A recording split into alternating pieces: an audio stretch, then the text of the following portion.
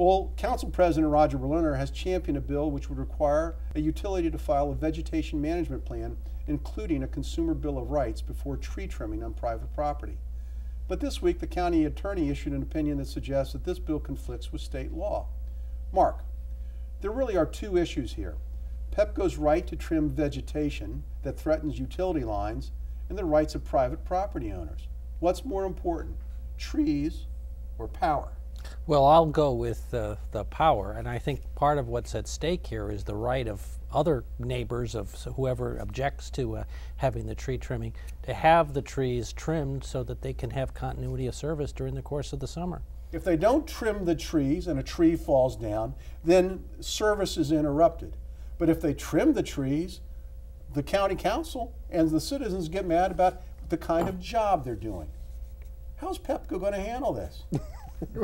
Well, to answer your question, I mean, you pretty much answered it. Yeah, they're in a pickle. There's not a whole lot they can do. If they, as you said, if they don't trim the trees, they get yelled at. If they trim the trees, they get yelled at.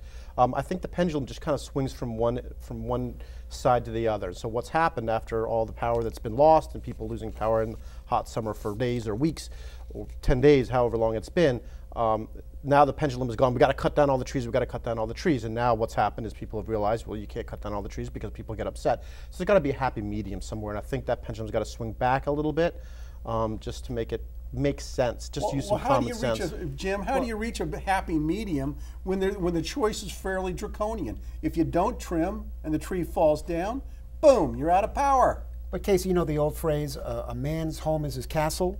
There has to be consultation with private property owners. They just can't go in and tear down trees and do things without consultation, permission, and dialogue with homeowners. No, but actually, private property rights are the most important thing. But what needs to happen is people need to think about the greater good of the community and everybody as a whole. So you have a beautiful tree, great, but if I lose power for 4 or 5 days to save your beautiful tree, that's where we have an issue.